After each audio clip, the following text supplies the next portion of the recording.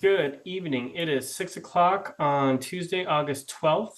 This is the first August meeting of Norwalk's Inland Wetland Agency and Conservation Commission. Could we have roll call, please? Commissioner Holowinko, Yo. Commissioner Vanette, Here. Mr. Clocky, Yep. and Commissioner Breslin. Here. So you do have 4, which is a quorum. Great, thanks. Do we have anyone from the public who would like to say anything? No, you do not. Wonderful. We don't have any receipt or discussion, but we have a handful of discussion and or decision. So first up is S25-655, 12 Riverwalk Lane. So this application is still incomplete. If you might recall, the applicant has not yet paid the application.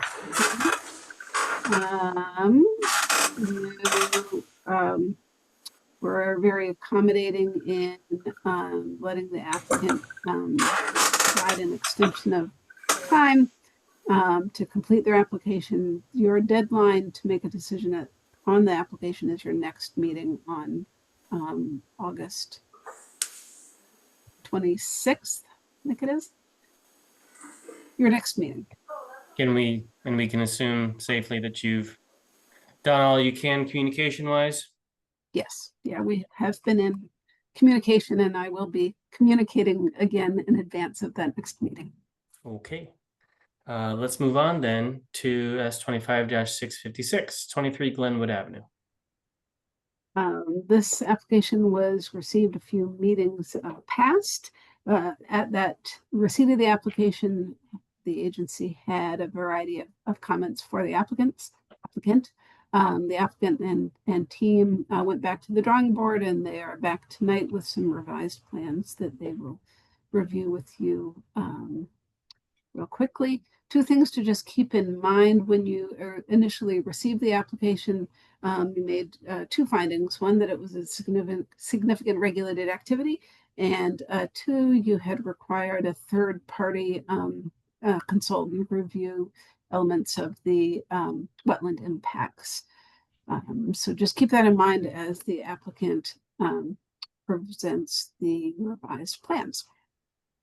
Thanks.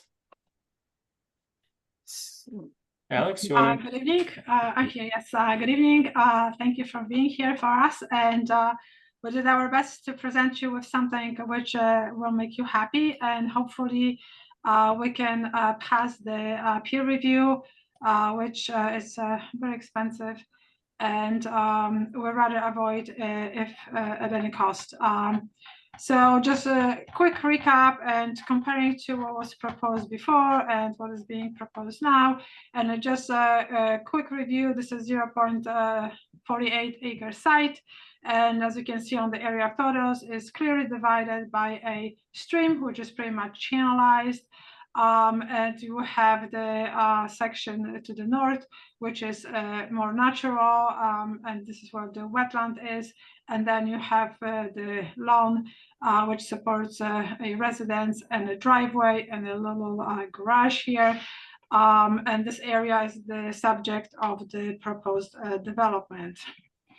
The last time we presented, we had this L shape stacked with houses, townhouses. There were 1, 2, 3, 4, 5, 6, 7, 8, and we had this large drainage area and also large pavement. The wetland area is here. We have a little bit of a dry land across, and then there is a big retaining wall here, which is currently failing. And this is the stream. Just quickly to give you a feel how the wetland looks like. So this is the stream, which is straight, and whenever you see straight stream, you know that it was manipulated by a human being, because streams do not like straight lines. So this is our portion of the stream, and then I would like to show you how the stream is being maintained upstream. So this is the winter picture of the wetland, and here's the stream in the front. And here, so this is the property to the right to us, and you can see that this is all concrete channel. There's nothing natural about it, and actually this is the culvert, which was invented by the neighbors. And on the other side, which is the left-hand side, looking from the street, it's more natural channel. Let's go just move to the next one. I would like to now present the plan which we work very hard on, and hopefully the commission is going to like it. Now we are more than 40 feet away from the wetlands. Here's our stream. Here's our wetland edge, and this is the stream over here. And we have 5 townhouses here. We push them as close to the street as possible. As you can see, those here little planted beds are very narrow. We can only plant grasses, but we just wanted to make sure that we are minimizing the impervious surface and being as far from the wetland as possible. Here's the entrance, and this is our detention system. The demarcation or the separation between the wetland, which is going to be left alone, and the buffer is going to be the retaining wall, which will preclude anybody from going to the wetland. So basically, this whole area, including the buffer, are going to be pretty much left alone. In here, we have space for 3 parking. Actually, we need only 2 extra parking. So if the commission will really put a lot of pressure, we can make this a little bit narrower from an aesthetic point of view without this just looks a little bit better when it's a little bit longer. Right now, our reduction of impervious after reducing of impervious surface, we're at 3,812 square feet of impervious surface.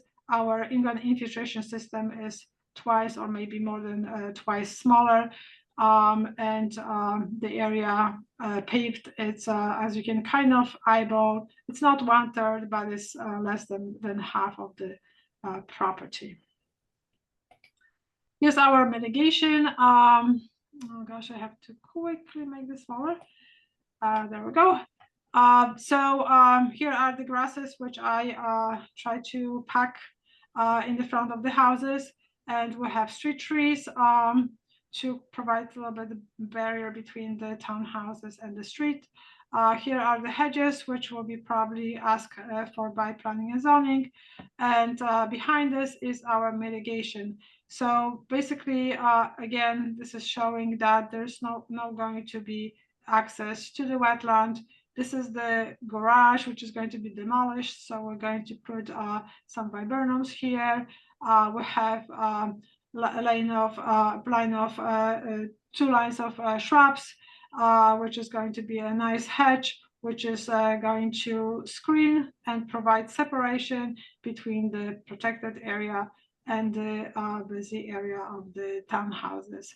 Also, we're going to be planting 2 beeches, 1 at each end of the pavement.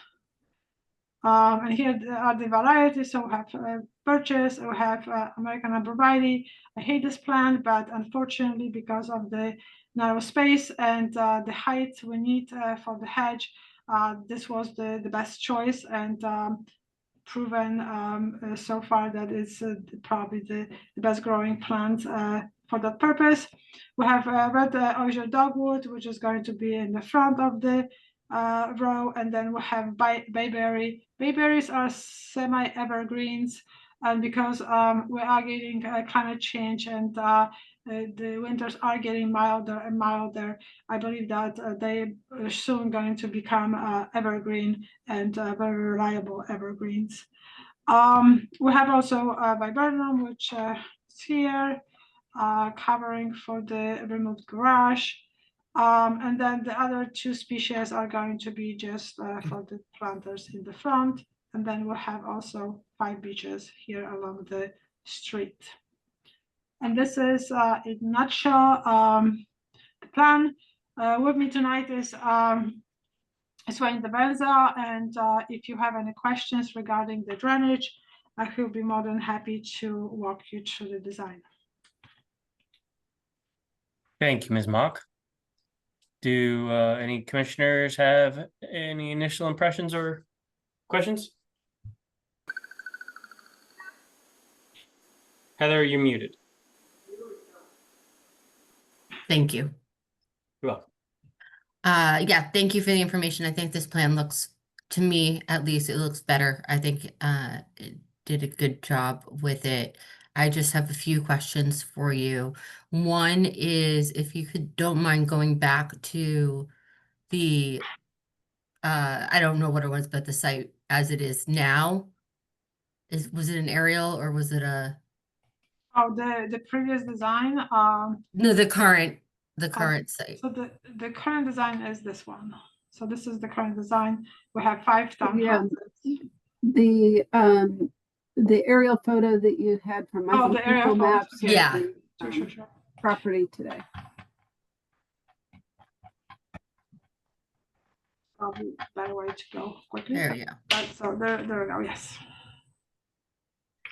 Okay, so I'm looking at it that way, right? It's flipped.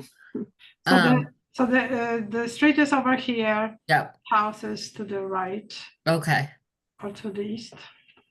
Okay. Understood. Is anything, so nothing is being where the grass is now beyond that in the wetland by the street, none of those trees or shrubs or anything are being removed? No, we're going to be actually 40 feet the closest from this is actually stream. There's a little wetland fringe, so Yep. it comes a little bit closer, and we're going to be 40 feet away, more than 40 feet away. Okay, so nothing is being Nothing, yes. right. No, Okay. no, not touching.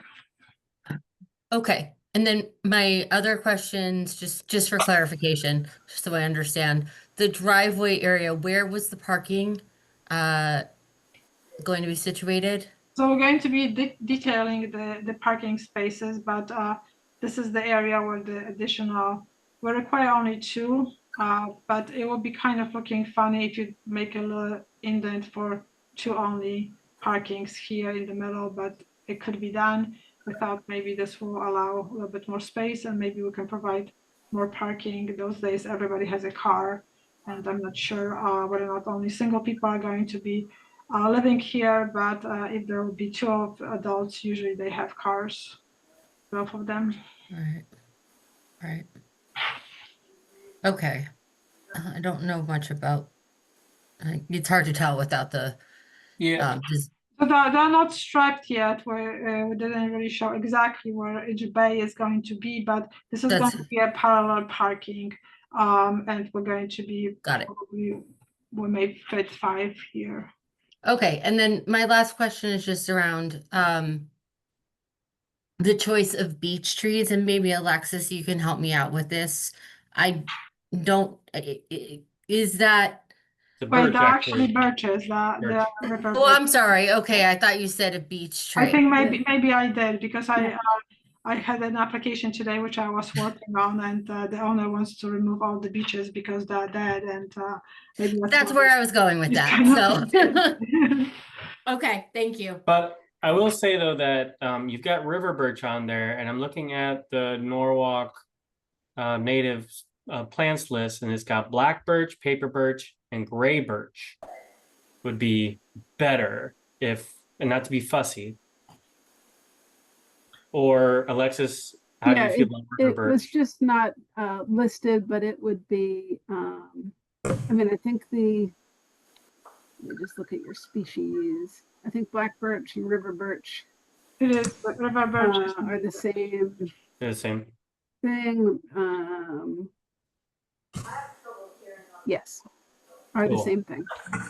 And anytime I see anything Asian, I get scared. So the Japanese forest grass.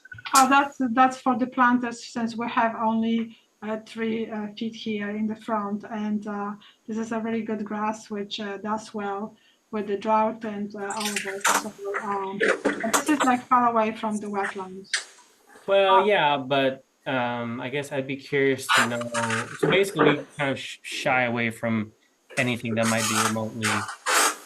Actually, Ed, could you mute yourself? That chair is a little squeaky. Thank you. So even if it is, let's see, is it more than 100 feet from the water course?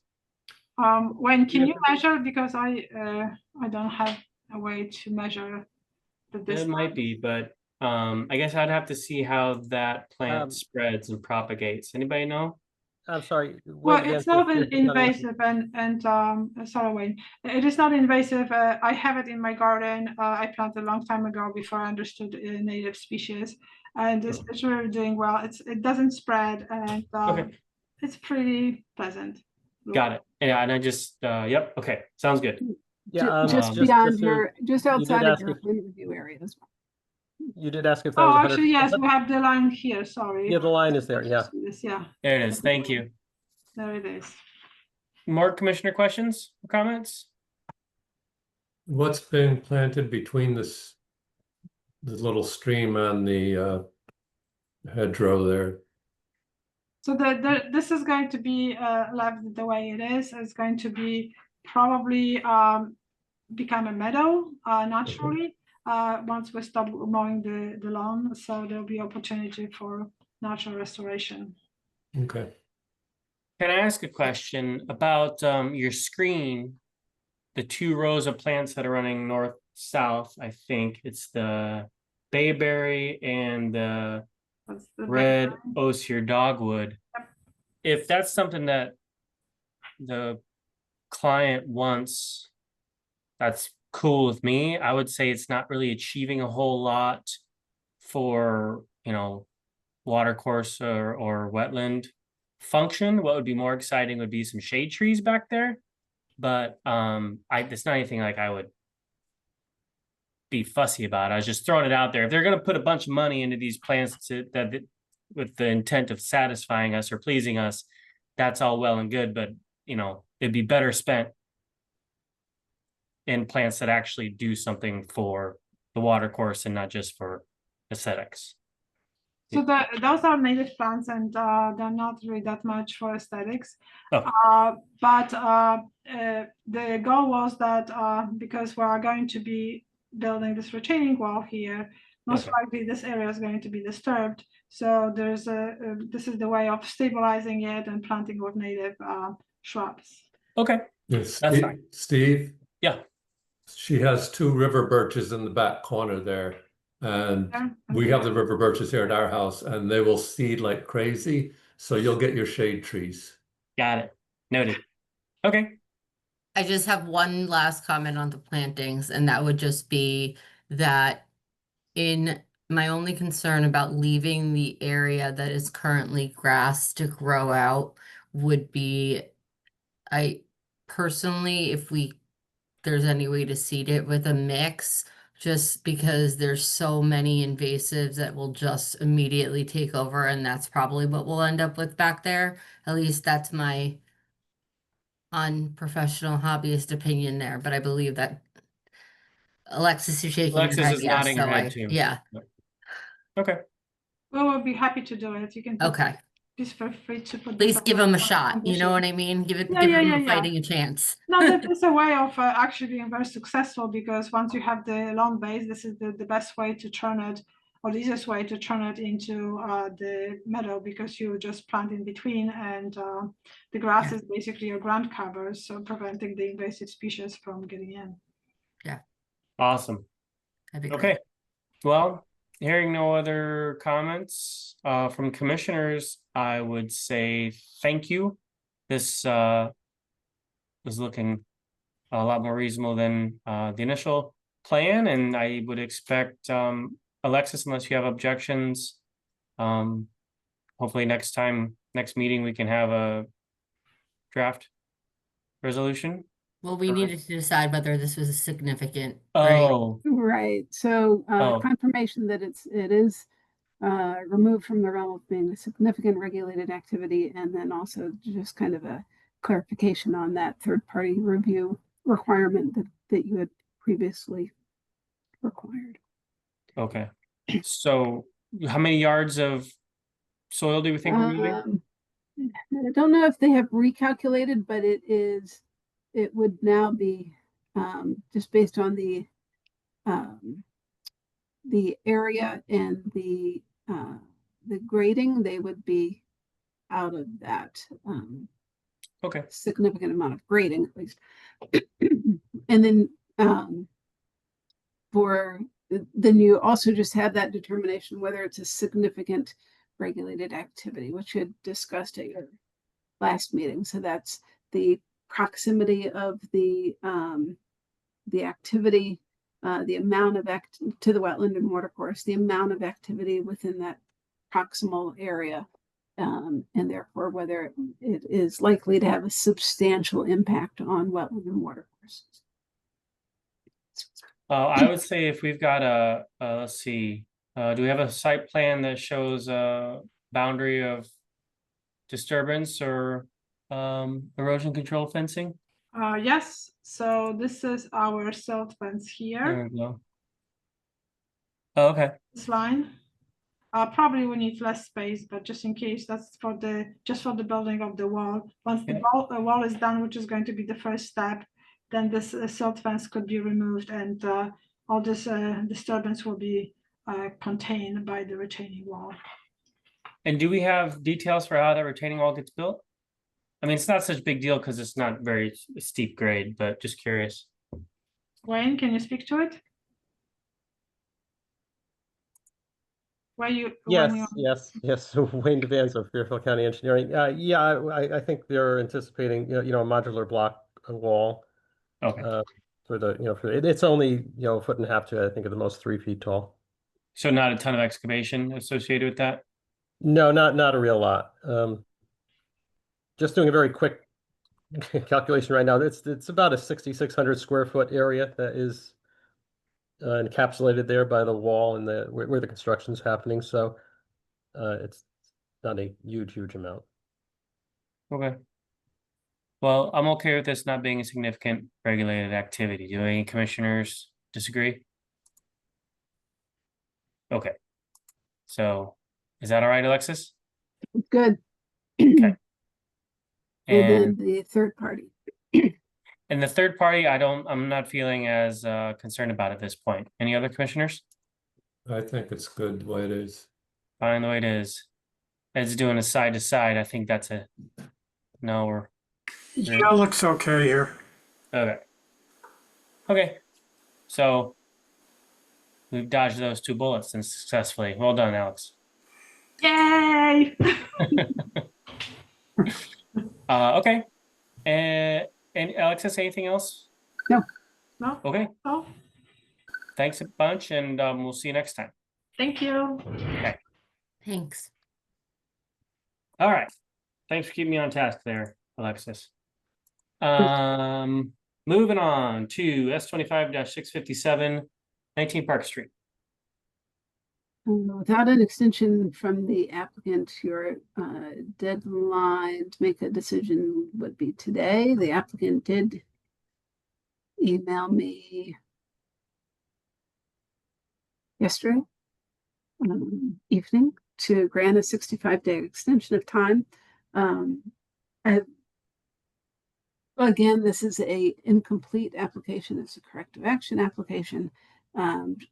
I have asked the applicant for an update as far as what steps have been taken to complete the application, and I did not get a reply.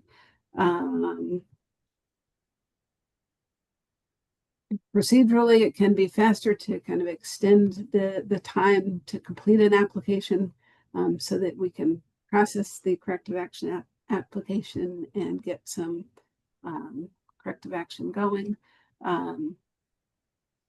But hopefully by the next meeting, I'll have more information regarding the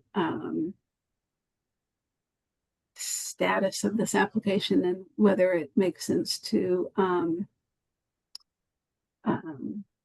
kind of continue to wait or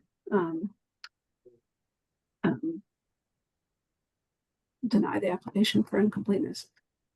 Okay. Paul?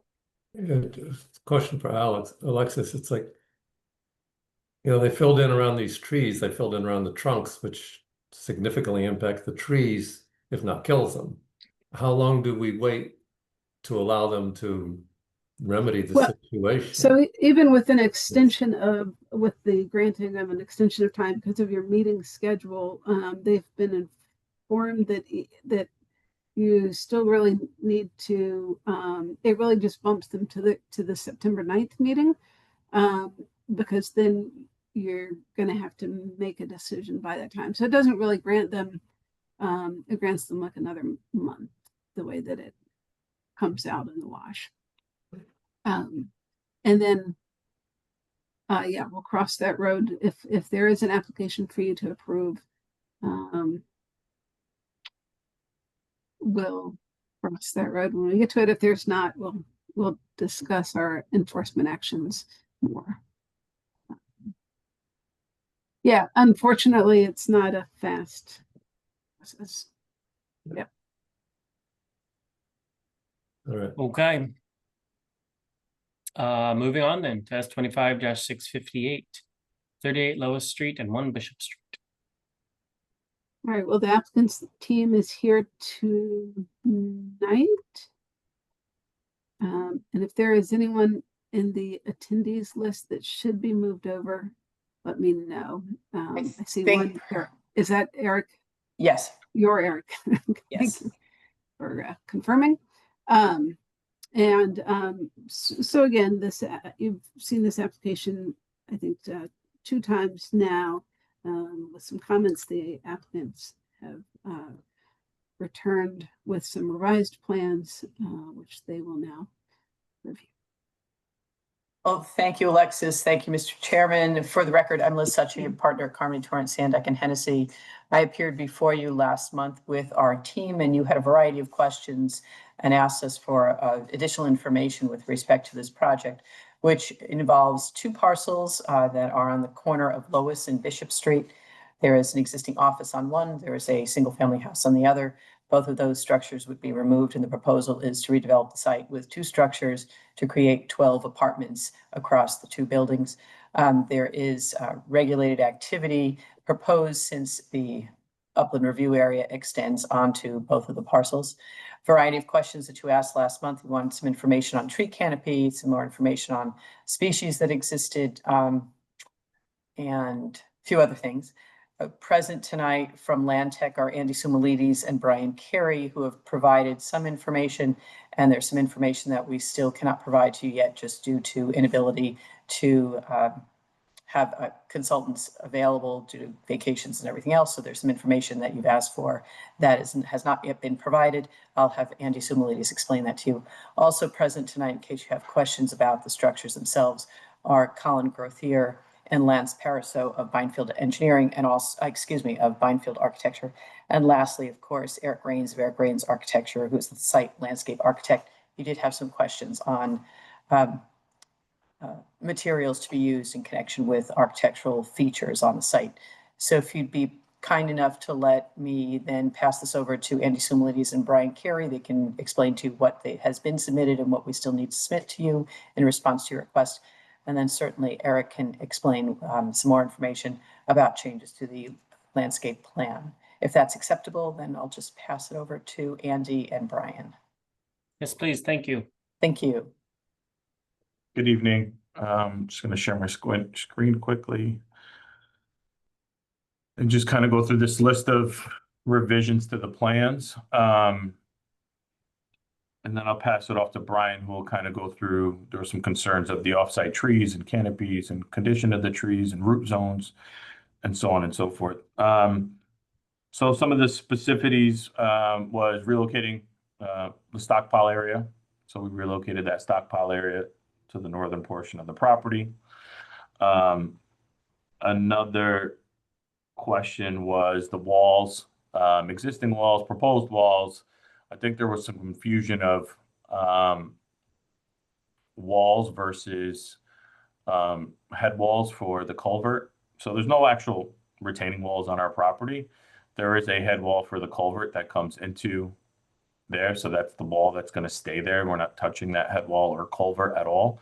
And then this is that proposed wall, and we added a typical detail to the plan set, which is right here, which is your typical block wall. The wall is only 3 feet tall at its max point. So it's not a very tall wall at all. It's a cut wall. It's not a fill wall. So we're actually cutting in this corner of the site to get down into the bottom part of the garage underneath this structure here. A couple of the other things, and Eric can touch on this a little bit more, was the type of materiality for the porous asphalt, making sure there's no plastics in it. We're using this bonded aggregate that's porous, and that's been added to the landscape architect's plan. So, you know, no plastics and the such for that. And then before I pass it off to Brian to talk a little bit about the trees on the adjacent property, what we weren't able to do was get our wetland soil scientists out there due to vacations and scheduling conflicts before this hearing. He will be able to do it before the following hearing. But what we were able to do, and I don't know if you folks had a chance to go, a couple of weeks ago, we did stake this rear property line to get you guys a sense of what that looks like. So right now I'm going to show you a photo from here looking towards Fullen Road and show you where that property actually is. I think it's a little deceiving of where our property actually ends and where the adjacent property is. So let me just share that photo of what that looks like.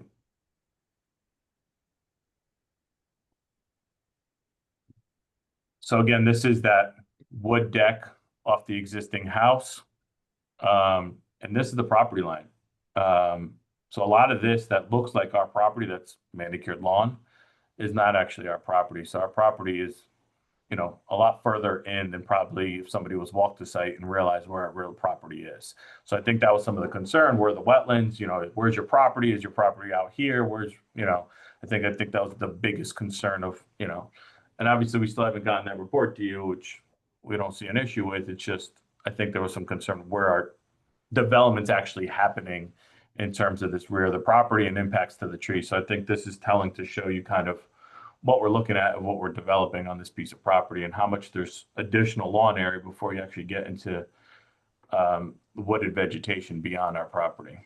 And I'll pass it off to Brian and he can talk a little bit more about the condition of those existing trees and any impacts this development would have on that. So, good evening, Brian Carey, professional wetland scientist and certified arborist with the state of Connecticut. After the last meeting, there was a request to go out there and kind of do a tree assessment of the trees on our site and also on the neighboring site. As Andy had just talked about previously, there was some concern based on the site plan where the driveway was going that we'd be impacting the trees off-site because of work being done in the drip line. I was able to go out there and I did, you know, do my best to evaluate the trees off-site from our property. I will say there's an extensive patch of invasive vegetation that borders the site between our property and the adjacent former Pepperidge Farm property. There's a large stand of Japanese knotweed. But beyond that, I did provide a full arborist report, which is what I'm showing right now. So you can see along the rear property line that this large hedge, that's all Japanese knotweed, which you know is an invasive, a very difficult invasive vegetation in the state of Connecticut to deal with. But beyond that, the trees on the neighboring property were all in certain levels of actual decline. Some of them even dead standing wood associated with ash trees. But a lot of them are overgrown with actual, are being pulled down by both ornamental bittersweet and English ivy. So there's not really, and this is a good view. There's not really a lot of specimen trees, shade trees on the adjacent property that would be impacted by the construction of that driveway on our property. Everything that's kind of out there already is basically in some level of decline or is being impacted by associated invasive vegetation. You know, one part of our plan is to address any of this invasive vegetation that is on our property. As far as the trees that are existing on our property, I did also evaluate those. There's some cypress trees that are directly on the property line where the curb cut's going. That's going to be removed. They did show some evidence of spider mites and canker. But regardless, these aren't necessarily native trees to the area. They're ornamental trees. Those will be removed. And again, we do have a comprehensive landscaping plan to address the vegetation loss that is basically taking place on site. You know, we were gonna, I did put some tree protection measures in there as part of the plan that we have incorporated into the site plans as part of this report, just to make sure we are doing our best not to impact any vegetation off-site. I think that's the best we can do. Just because of the condition of the site, there are numerous invasives within the area that we will be addressing as part of the site-wide development. Other than that, you know, we did, there are a couple Calare pears that will be removed from the property. Again, a non-native. They're in the front of the property. And then 4 cypress trees, again, non-native along the area of the curb cut. None of these provide any type of truly functional ecological value other than you know, just their landscape qualities. So that being said, Andy, as Andy said, we're trying to schedule the wetland scientist to get out there early next week. Just a couple quick pictures that I took during the evaluation. You can see the kind of the blighted condition of the property right now. Here's one of the Bradford pears that's being removed out of the front. Here's the other one. The house is pretty overgrown as in the current condition. These are the cypress trees that are being removed along the curb line as part of the curb cut. And then again, this is along the property line running to the east. But nothing of great ecological importance. This is looking at the neighboring property. You can see it's really just the bramble of invasive vegetation. And then again, there's evidence of this English ivy pulling down on this. This is a pin oak tree here. So nothing again, and then you can see in this picture, this just dead standing ash on the adjacent property. Not really dead as dead can be. All the green you can see on it is actually from the vines that are climbing up it. Picture of the lawn looking south across the property. So that's basically it. Actually, Brian, before you navigate away from there, can you go back to the picture that is taken from the southwest corner of the site looking north? This Back. one? Maybe I'm turned 90 degrees. Keep going back, please, if you don't mind. Keep going back.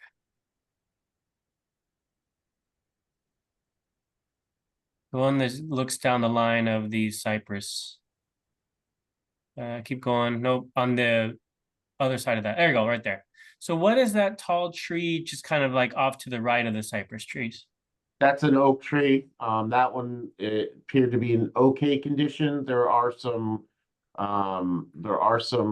it's multi-stemmed tree. There are some, you can see some rot in some of the crotches, but again, we will be protecting that. We won't be cutting into the drip line of that tree as part of the driveway.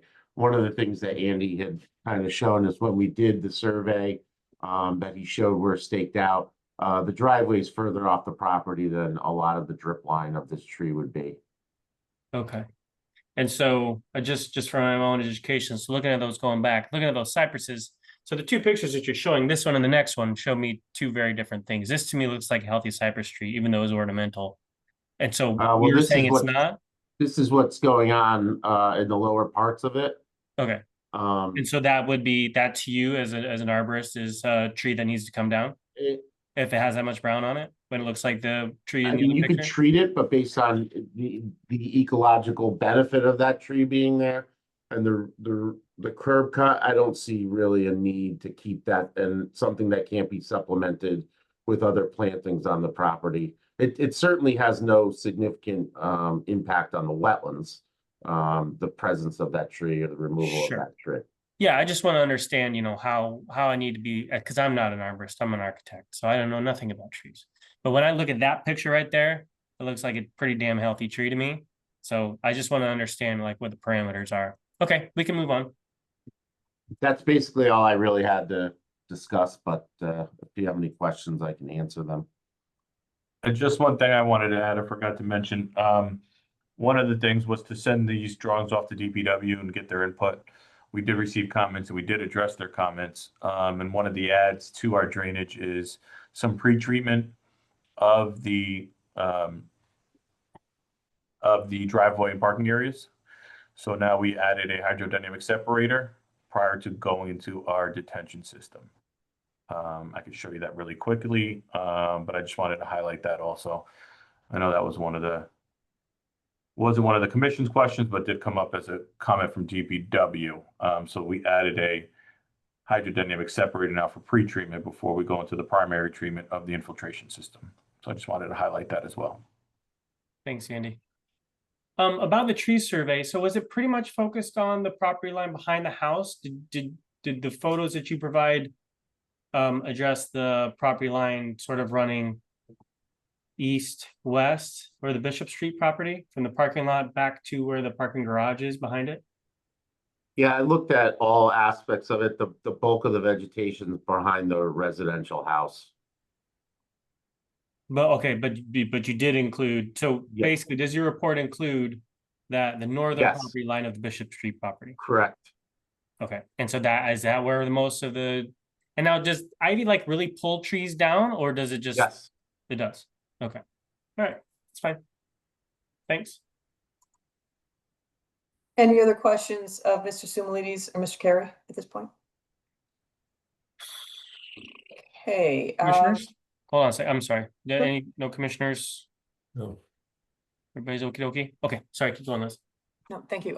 Eric Rains, I'd like you to come on just to share any other comments, insights, or other information that we may not have covered. Oh, yes, thank you, Liz. Good evening. Thanks, Eric. The primary difference in our drawings that from the previous presentations is that we've converted what was a stabilized lawn area to extend the porous pavement that it was flanking, so that those two areas would be porous pavers as well. Everything else has remained the same on our plans.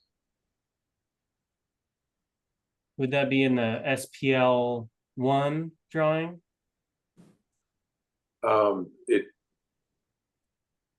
It would be, Alexis, can you pull those up? I don't have the ability to pull it up on my device.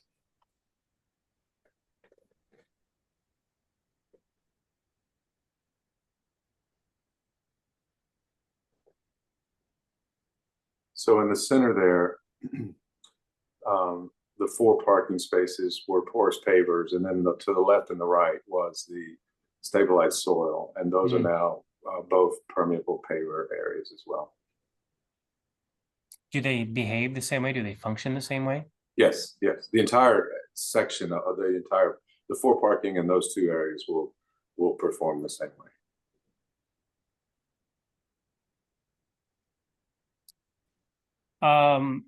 Andy, can we go back to the retaining wall? I'm sorry, I guess Eric's got the floor. Does anybody else have questions for landscape architect?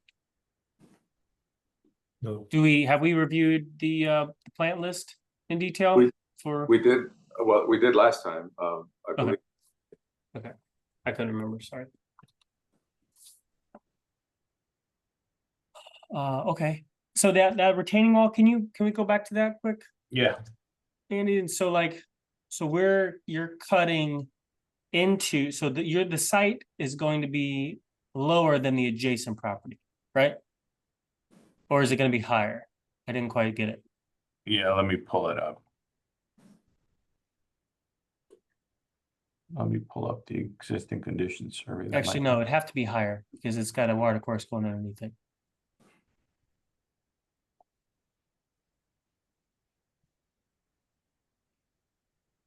So.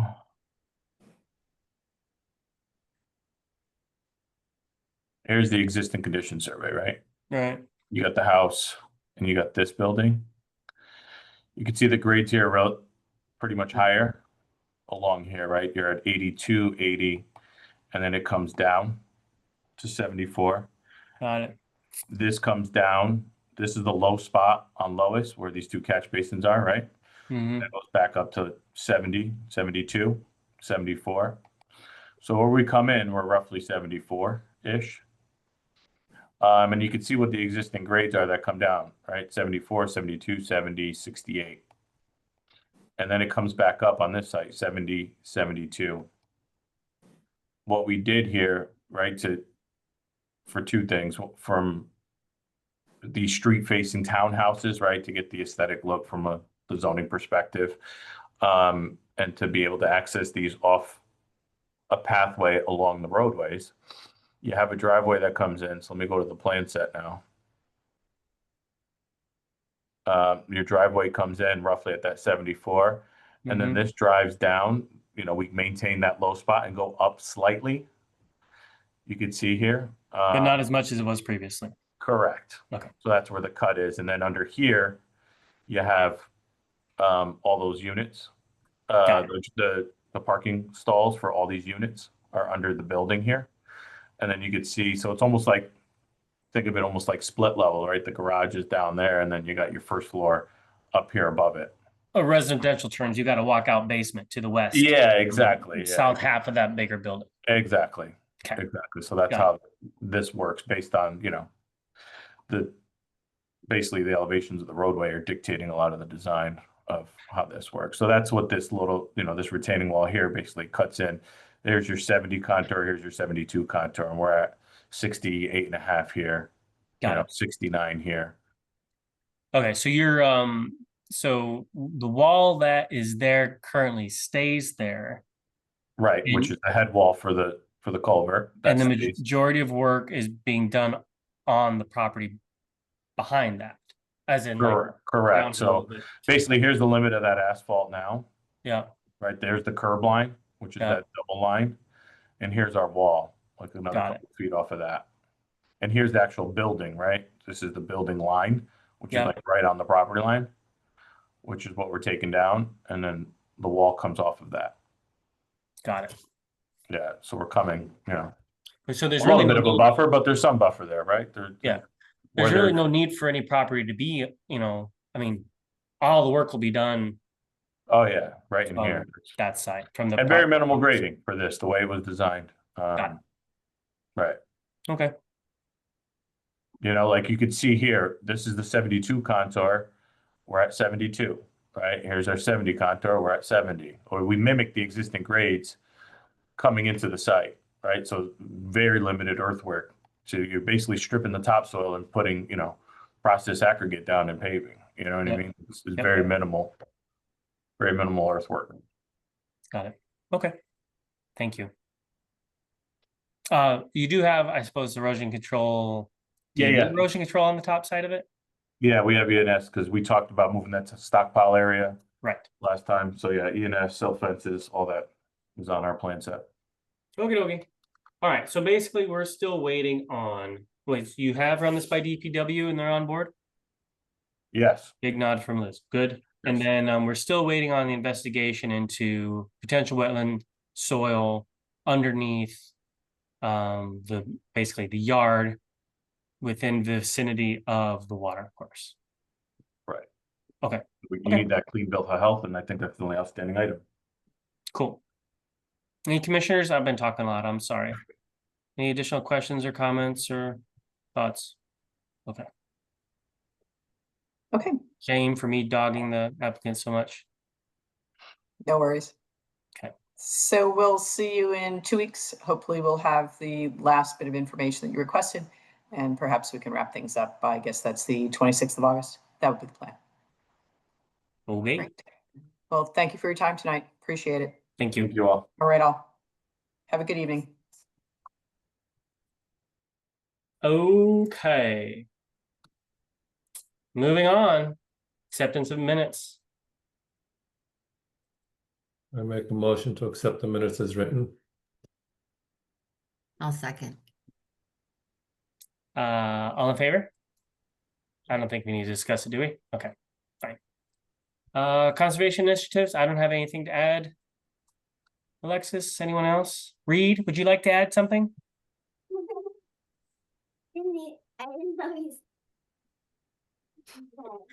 No, that's a no from you, Alexis. Yeah, you didn't know that he could see you. He could see you. I Yeah. see everything, Reed. Just trying to go across. I was just checking the bed. You're checking the bed. Okay, thank you. Just to make sure that. Mhm. Thanks so much. Okay, we'll move on to reports. I don't have anything. Alexis, do you have anything? You're muted. No. I mean, I not for tonight. Not for I'll sure. give you more of an Okay. update at the next one. Do we have any leads on a More commissioners? mm, So you do need more commissioners. The mayor's office knows that you need more commissioners.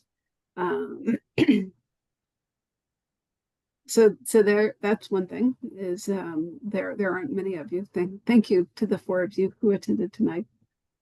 I did review your bylaws for what happens when one of your officers, in your bylaws, you just have 2 officers, a chair and a vice chair. And it doesn't really speak to what to do with a vacancy. As you recall from our previous discussions, but I need to look up where those were. I think that you were supposed to actually hold elections. I know there was a discussion about holding elections that were, I think we kind of blitzed through that last year, and I think you're probably past due for across the board elections, unfortunately. So when should we get that out of the way? Yeah, so I would, I guess, recommend either putting it on your next August meeting or your first meeting of September. Depending on giving folks a time to figure things out. Your bylaws do have a clause about how no, you can't serve the same position for more than 2 annual terms. So am I Yeah. done as chair then? Or do we change the bylaws? Technically, yeah. Yep. So. Wait, what's yep? That wasn't a yes or no question. Yep. it So- seems to be very in vogue at the moment. I mean, to change I whatever know it does rules you seem to don't be like. very, very, very vogue at the moment. I don't know if I can condone that. Based on that, I know, but yeah, I do think you're in a little bit of a pickle because you have so few members. It's a very tough time to hold elections. So yeah, you're in a little bit of a pickle as far as you have bylaws, but you also don't have many members, so it's Who's going to enforce the bylaws? they're really the board had made bylaws back in. I don't think that the commission originally had bylaws. At least the version that I found was, let's see, I'll look that up real quickly. But they are your bylaws, you being the Conservation Commission. Do the bylaws define what a quorum is? Can we make the quorum 3 people? So the code defines what a quorum is. So there's a lot of your being here that is defined by city code. So your being here is, you're appointed by the mayor and then, or nominated by the mayor and then appointed by the council. And within the city code, it spells out how many conservation commissioners are there, how much is quorum. Your other duties as the Conservation Commission, such as being the inland wetland agency. So that's all in code, and that you don't have control over, but your bylaws, you do. how much we get paid. And, yes, your annual increase each year is spelled out here. Yeah, you didn't have bylaws until I didn't get 19 mine this year. I took care No, of you yours, Paul, did. don't worry about It was 300%, Paul. Oh, okay. I missed that. So, so yeah, I just wanted to kind of have that discussion. I didn't want to put anything on the agenda until. So we can We're ignore, or we discussing can amend the all of them. bylaws or our options, and I mean, there's always the other option, but that's not on the docket for me, Steve. Sorry, but you're staying there. Was that? Oh, really? Are we amending the bylaws? Well, I guess which is preferable, right? Like You can make a motion, Heather. Does it have to be on the agenda, Alexis? Yeah, I would put that on your agenda. Yeah. So can we put it on the agenda for the 26th? Yeah, then I have to do it. Yeah, all right. And then also on the agenda, and this is not a power grab by any means, this is just to get things going. Put a vote for officers immediately after that. I think the priority is getting more people. Yeah. Paul, did Steve not want to? Well, the problem with having Steve is if in my absence, it would guarantee his absence. Well, yeah. Yeah. And he really But didn't. you're good in attendance, so your attendance Well, guarantees his attendance. because somebody's got to show up at these meetings. That's right. No, he didn't really go for it. Okay. But when right. I was thinking about it, it's like if I go away, well, he's going to be going away, and it's like neither one of us will be in attendance. Yeah. Yeah, Okay. anyone so for the next agenda, I will put on amendment of the bylaws and also election of officers. I've tried. I mean, I keep trying to ask people, but they really are getting. I don't have many people to ask, but I've asked everyone I know on this round too, and I'll try harder to think of someone.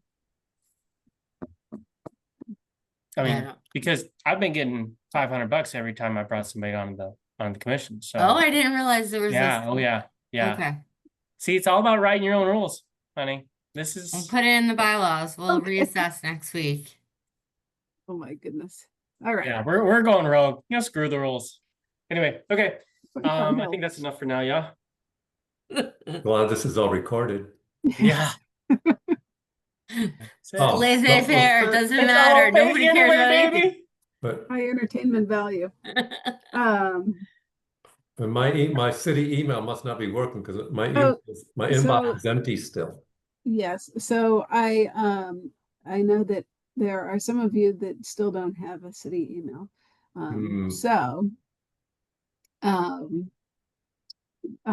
It's fine the way it is. I don't mind. If you have any questions about that, and I did see some emails about you, Mr. Clocky, your special case.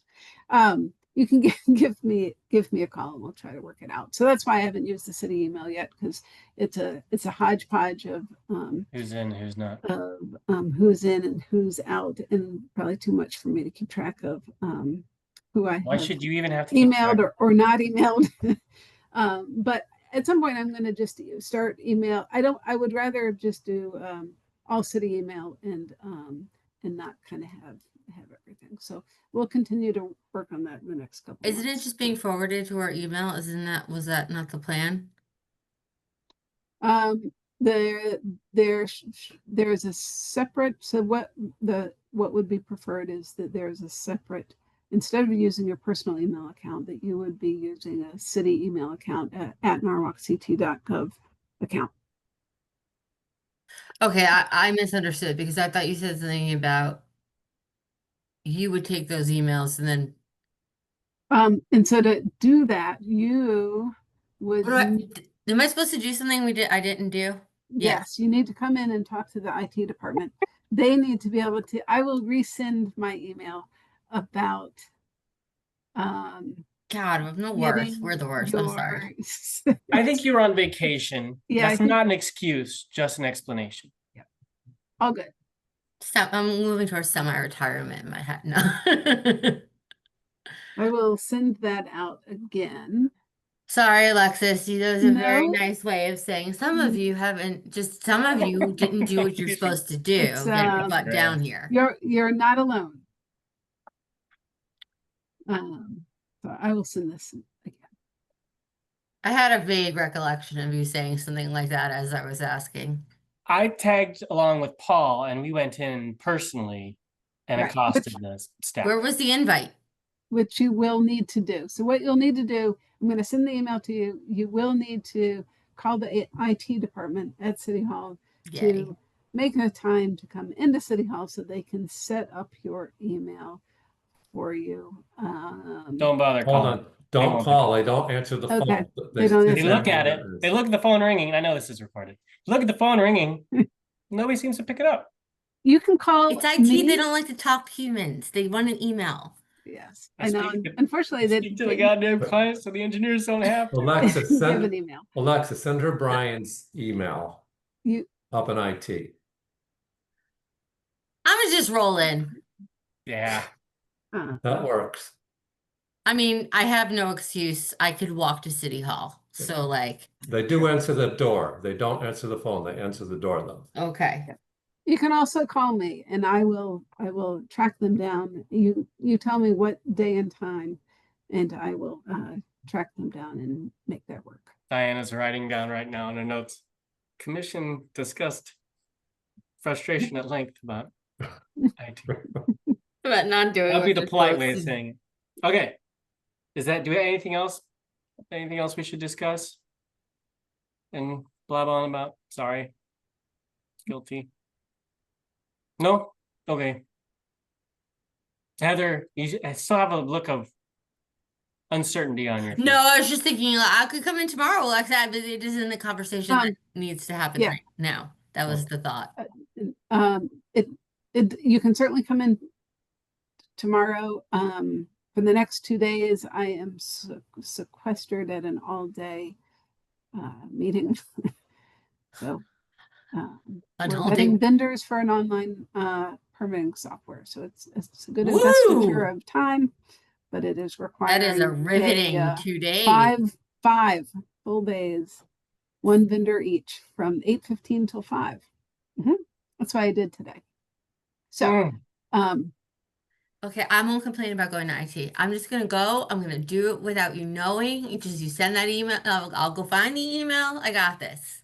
Okay. Just Heather, just so you know, the problem I ran into is using Authenticator and adding a Outlook account on my phone, and my phone is my personal phone, didn't work. So because they want you to use Outlook, they're very focused. This is a group that like just takes care of City Hall employees, right? So they've got like these blinders on, and there's a little bit of lack of kind of understanding that, you know, people, you might use Outlook for their livelihood and for their workspace. I'm part IT. I will go figure it out with them. yeah, if you can figure it out, let me know, because I will need it too.